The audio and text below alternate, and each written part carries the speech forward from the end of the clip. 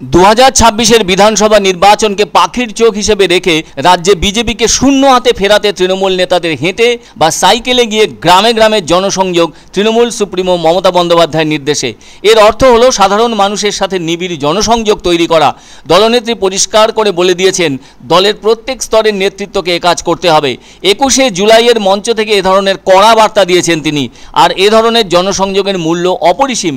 ফলে তার ওই নির্দেশকে মান্যতা দিয়ে দলের অন্যতম রাজ্য তৃণমূল মুখপাত্র তথা এনবিএসটিসির চেয়ারম্যান পার্থপ্রতিম রায় বুধবার সকাল থেকেই সাইকেলে চেপে পৌঁছে যান টাকাগজ রাজারহাট অঞ্চলের একাধিক গ্রামে।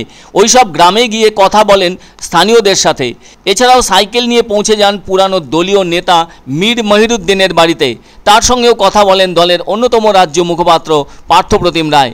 এদিকে কোচবিহার জেলার দলীয় নেতার এ ধরনের বিশেষত এলাকার মানুষদের নিয়ে জনসংযোগ আগামীর বিধানসভা নির্বাচনে আলাদা মাত্রা এনে দেবে তৃণমূলকে, এমনটাই মনে করছে রাজনৈতিক মহল।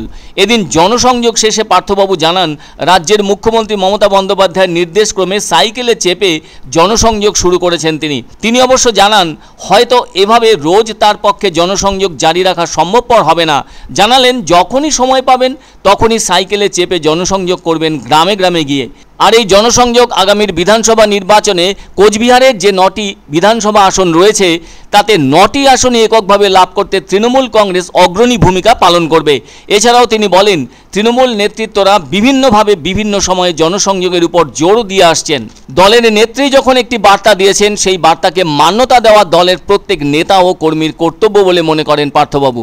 আর তাই এই জনসংযোগে দলের পক্ষ থেকে নতুন পন্থা গ্রহণ করা হয়েছে বলে জানালেন পার্থপ্রতিম রায়। পশ্চিমবঙ্গে বিধানসভার মোট আসন 294টি। 2026 সালের মার্চ বা এপ্রিলে কিংবা তার আগে বিধানসভা নির্বাচন অনুষ্ঠিত হওয়ার কথা। 2021 সালের বিধানসভা নির্বাচনে একক সংখ্যাগরিষ্ঠতা পেয়েছে তৃণমূল কংগ্রেস। বর্তমানে বিধানসভার উপনির্বাচন সম্পূর্ণ হয়ে যাওয়ার পর তৃণমূলের আসন সংখ্যা দাঁড়িয়েছে 222টি।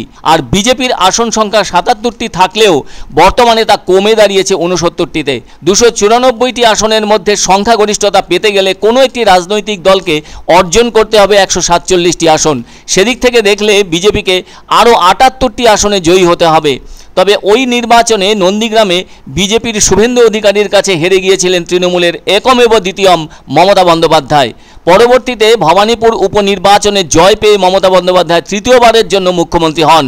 যদিও এই রাজ্যে টানা 23 বছর ধরে মুখ্যমন্ত্রী থাকার রেকর্ড আছে সিপিএম নেতা জ্যোতি বসুর। তিনি 1977 সাল থেকে 2000 সাল পর্যন্ত বাংলার মুখ্যমন্ত্রী ছিলেন বাম জমানার। তবে মমতা ব্যানার্জিকে সেই রেকর্ড ভাঙতে গেলে আরও দুবার মুখ্যমন্ত্রী হতে হবে দুবারের নির্বাচনে একক সংখ্যাগরিষ্ঠতা পেয়ে। যাই হোক, এবার দলনেত্রী যা নির্দেশ দিয়েছেন সেই নির্দেশ মানার কাজ শুরু করে দেখালেন কোচবিহার জেলার তৃণমূল নেতা পার্থপ্রতিম রায়।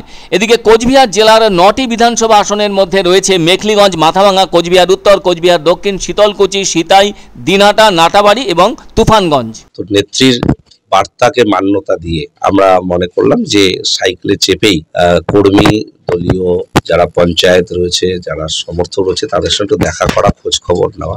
তো এই টাকাগাছ গ্রাম পঞ্চায়েত এলাকায় এসেছে আমাদের এখানকার অন্যতম দলের কর্মী, নেতৃত্ব, উপপ্রধানও ছিলেন।